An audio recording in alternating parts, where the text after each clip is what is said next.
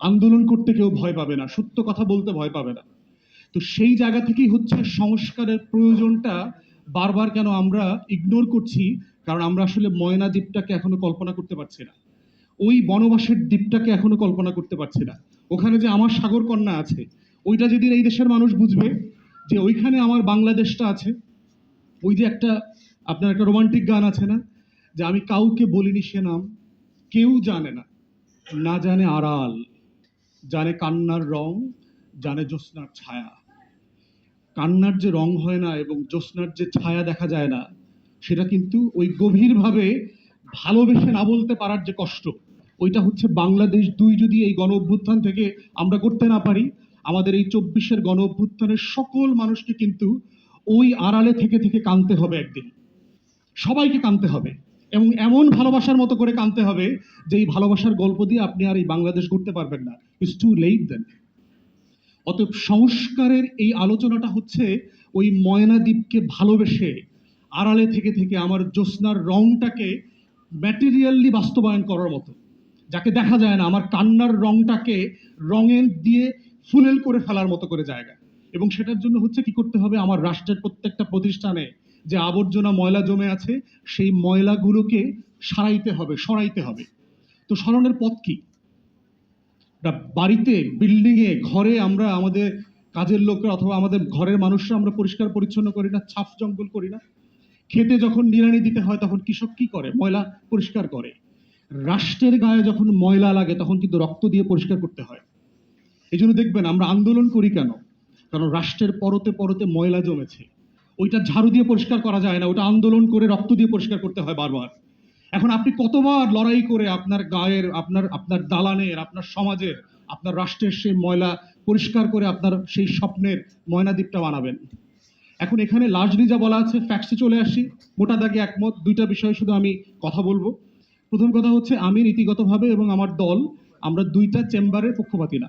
আমরা মনে করি যে বাংলাদেশ রাষ্ট্র এখনো এত ম্যাচিওর হয় নাই পলিটিক্যাল ডেমোক্রেসিতে যে তারা দুইটা চেম্বারের যে ব্যুরোক্রেটিক প্রবলেম আছে, যে পিং পং সিচুয়েশন আছে, সেই সিচুয়েশনটা হ্যান্ডেল করতে পারবে। যদিও আমাদের পার্টির পক্ষ থেকে বলা হয়েছে আমরা লার্জলি কনসেনসাস বেসড জায়গাতে একমত হব। যদি মোটা দাগে সব দলগুলো দুইটা চেম্বারের ব্যাপারে কাজ করতে একমত হয়, আমরা এত রিজিড না যেটা মানব না।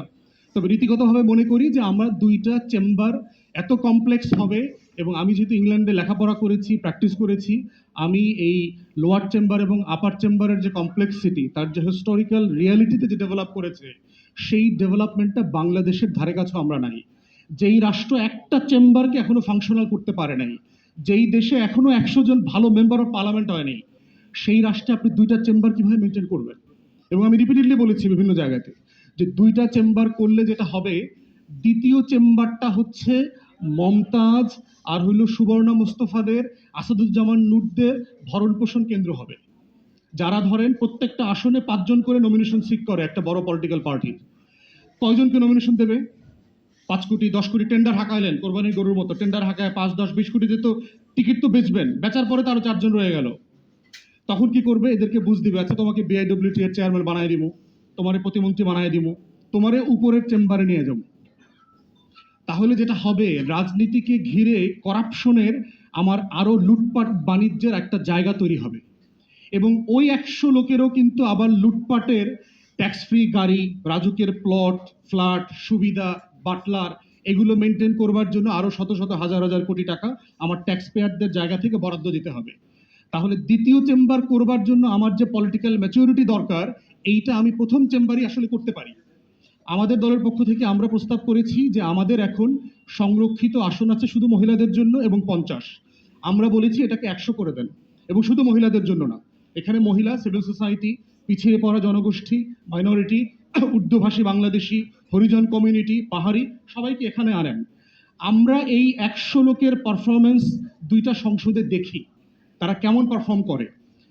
আমাদের দিক থেকে দেখবেন যে পলিটিক্যাল পার্টিসগুলো কি রাইট সিলেকশন করছে কিনা, না তারা আবার মমতাজদেরকে ফাইটটা যায় চল্লা যায় টাইপের লোকদেরকে আনতেছে। আর যদি মনে করে যে না, সিরিয়াস ক্যান্ডিডেট আসতেছে এই 100-র ভিতরে, আমরা দুইটা সংসদ পরে তখন সেকেন্ড চেম্বারে চলে যাব, যদি এটা ফাংশনাল হয়। কিন্তু যদি এটা ফাংশনাল যেহেতু হয় নাই, আমরা ভালো রোল মডেল পলিটিক্যাল মেয়েদেরকে কি আনতে পেরেছি? আমাদের গত সংসদে এই যে মেয়েদেরকে 30, 35, 50 করে আনলাম, কয়জন ভালো ফিমেল পলিটিশিয়ান আসছে যাদেরকে দেখে ইয়াং মেয়েরা তরুণীরা পলিটিক্সে আসতে আগ্রহী হচ্ছে না তো। কারণ যাদেরকে দেখে রিডিং পড়তে পারে না বাংলা, এরকম মহিলা এমপিও আমরা দেখছি। বাজেট আসনে তার স্বামীর খুনের বিচার চাইছে, এরকম মহিলা এমপিও আমি দেখছি, যে বিএনপির আমলে আমার স্বামী মারা গেছে, এটা বিচার চাই মাননীয় প্রধানমন্ত্রী বাজেটের অধিবেশনে।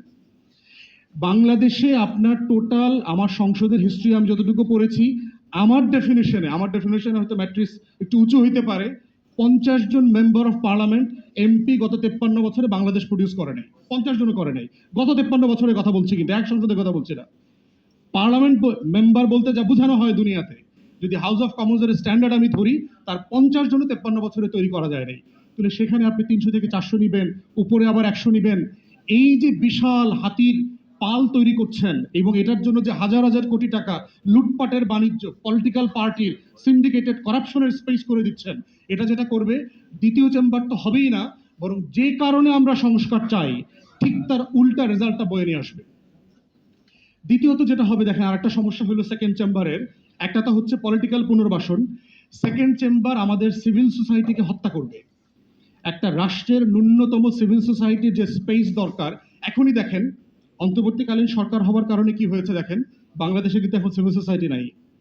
আমাদের সিভিল সোসাইটি বলতে 20-30টা মানুষ সংগঠন যারা ছিল, এরাদেরকে সবাইকে কিন্তু অ্যাকোমোডেট করে নেওয়া হয়েছে গভর্নমেন্টে, অলমোস্ট সবাইকে। এই দিলার আবার মধ্যে একজন এই অ্যাডভাইজার হন নাই, তারা এখনো বাইরে রয়ে গেছে।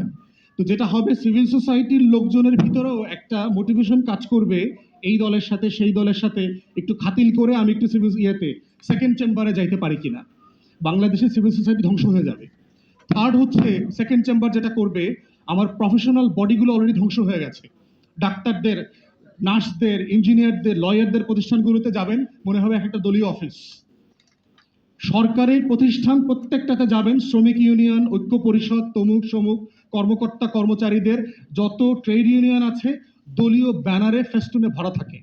দ্বিতীয় চেম্বারটা হচ্ছে এই প্রফেশনাল বডি রিপ্রেজেন্টেশন করতে গিয়ে যেটা হবে, আমার প্রত্যেকটা ইনস্টিটিউশন ধ্বংস হয়ে যাবে, কারণ এই পলিটিক্যাল ম্যাচুরিটি আমাদের মধ্যে এখনো ডেভেলপ করে নাই। অতএব সেই জায়গায় আমরা বোধ করছি যে ফার্স্ট চেম্বারটাকে কিভাবে প্র্যাগম্যাটিকলি ফাংশনাল করা যায়, এইটা আমাদের আমাদের সিরিয়াস এজেন্ডা হওয়া দরকার। এবং পিআর এর ব্যাপারে আমাদের পজিশন আমরা বলেছি, আমরা একটা মিক্স সিস্টেম চাই যেটা অ্যাচিভেবল হইতে পারে। কারণ দেশের মানুষ বিশাল অংশ এখনো আপনার লেখাপড়া জানে না, তারা আপেল চেনে, তারা মার্কা চেনে। তো মিক্স সিস্টেমে যেটা হতে পারে যে অ্যাটলিস্ট 50 থেকে 100 আসনে পিআর হোক, প্রপোর্শনাল রিপ্রেজেন্টেশনটা হোক, যেখানে তরুণ পপুলেশন বেশি, যেখানে আরবান পপুলেশন বেশি। আমরা একটু দেখি 50 আসনের ভোটের প্যাটার্নটা কিভাবে হয়, তারা রাইটলি ভোট দেয় কিনা। এরপরে হচ্ছে এটা বাড়ানো যাবে আরো, কিন্তু টোটাল সিস্টেমকে হুট করে পিআরে নিয়ে গেলে যেটা হবে, সেটা দেশের মানুষ দিতে পারবে না। সাডেনলি সে কাকে ভোট দেবে, কোন মার্কায় ভোট দেবে, কিভাবে সিলেক্ট করবে। এবং পিআরএ করবার জন্য আপনার যে ইন্টেলেকচুয়াল ক্যাপাসিটি দরকার, এজেন্ডা পড়ার ক্যাপাসিটি, বাংলাদেশের 1% ভোটারও এজেন্ডা পড়ে, ম্যানিফেস্টো পড়ে ভোট দেয় না। অতএব ম্যানিফেস্টো পড়ে ভোট দেবার কালচার তৈরি না হইলে পিআর থেকে আমরা শুধু বেনিফিট আনতে পারবো না। তাই ন্যূনতম এইবারের নির্বাচনে আমরা দেখতে চাই 50 থেকে 100 আসনে সম্মতির ভিত্তিতে পিআর হোক, বাকি 200 আসন আগের মতো চলুক, ফার্স্ট পাস দ্য পোস্ট। আর আরেকটা বিষয় একটু বলবো, জুডিশিয়ারির ব্যাপারে এখন অ্যাপয়েন্টমেন্ট চলছে, প্রসেস চলছে। আপনি জানেন সুপ্রিম কোর্ট থেকে বলে দেওয়া হয়েছে যারা যারা হাইকোর্টের জাজ হইতে চান তারা আবেদন করবার জন্য। বিভিন্ন আইনজীবীদের দরগাগুলোতে দেখলাম যে ব্যাপক সম্ভাব্য বিচারপতি মুরিদ যারা আছেন তাদের সরগরম আনাগোনা চলছে, ব্যাপক লেনদেন হচ্ছে। এবং এই আনাগোনার মধ্য দিয়ে যেটা হচ্ছে, বেস্ট অ্যান্ড ব্রাইটেস্টকে বার থেকে এবং লোয়ার জুডিশিয়ারি থেকে নেওয়ার যে চ্যালেঞ্জ, সেইটা প্রচন্ড রকম করে চিফ জাস্টিস ফেস করছেন। এবং বিশিষ্ট তথাকথিত সিনিয়র আইনজীবী থেকে শুরু করে পলিটিক্যাল আইনজীবীরা বেস্ট অ্যান্ড ব্রাইটেস্টকে দিতে বাধা দিচ্ছেন। তাদের মুরিদ, তাদের চাকর বাকর হয়ে জাজমেন্ট দেবে এমন লোকদেরকে তারা বিচারপতি করবার জন্য দিনরাত পরিশ্রম করছেন। আমাদের প্রশ্ন হচ্ছে যে তাহলে সংস্কারটা কোথায়? যেই বিচারালয় থেকে আওয়ামী বিচারপতিদের দ্বারা আপনারা মজলুম হয়েছেন, আপনারা এখনো শিখলেন না 16 বছর পরে যে কেন আপনার একটা ময়নাদ্বীপ দরকার বিচারপতিদের মধ্যে, যেই ময়নাদ্বীপের বিচারপতিরা প্রতিদিন ইনসাফ করবে, জুলুমের বিরুদ্ধে কলম ধরবে, মজলুমের পক্ষে দাঁড়াবে। 16 বছর ধরে এটা বুঝলেন না। এবং বিচারপতিরা সময় বদলাইলে যে দালাল হয়ে যায়, এরকম বিচারপতিও তো আমরা দেখছি। আপনি যে আপনার মুরিদদেরকে বানাবেন, ও যে আবার দালাল হবে না তার গ্যারান্টি কি? কারণ যে অস্বচ্ছ প্রক্রিয়াতে হবে তার দালালি, তার তার অবস্থা হচ্ছে ডোমেস্টিক লিজার্ডের মতো। ঘরের ভিতর টিকটিকে আছে না, ওর মেরুদণ্ড নাই, ও রক্তও নাই দেখবেন। দালালির মাধ্যমে যারা যে পদে যাবে তারা কোনোদিন মেরুদণ্ড সোজা করে সিদ্ধান্ত নিতে পারবে না। অতএব বেস্ট অ্যান্ড ব্রাইটেস্টকে প্রসেসের মধ্য দিয়ে ইন্টারভিউ করেন অথবা যেভাবে করেন চায়ের দাওয়াত দেন, তাদেরকে সিলেক্ট করেন এবং আইনজীবী সমিতি, বার কাউন্সিল, অমুক নেতা তমুক নেতা, এই মুরিদানদেরকে অ্যাপয়েন্ট করবার যে বাজে কালচার, সেখান থেকে সরে আসেন। আমরা একটা তীব্র প্রতিবাদ করছি এবং করব। যদি প্রয়োজন হয়, আপনারা যদি দালাল বিচারপতি অ্যাপয়েন্ট করেন, যদি নেম কলিং করার দরকার হয়, তাদেরকে শেমিং করতে হয় পাবলিক স্পেসে, সেটাও করব। অতএব দয়া করে please come back to your senses. Bangladesh too is not for sale. আমরা এটা বিক্রি করবার জন্য 1400 শহীদের রক্তের সাথে গাদ্দারি করব না। মির্জাফর আর লেন্দুক দর্জির কাছে বাংলাদেশ বিক্রি করে দেওয়া হবে না। অতএব সাধু সাবধান। সংস্কার, বিচার, নির্বাচনের প্যাকেজের মধ্য দিয়েই হচ্ছে 1400 শহীদের রক্তের হিস্সা আদায় করা সম্ভব। সংস্কারের মাধ্যমেই সেই সাগরকন্যার ময়নাদ্বীপ বানানো সম্ভব। ওটাই আমার বাংলাদেশ 2। সবাইকে ধন্যবাদ। সালাম আলাইকুম।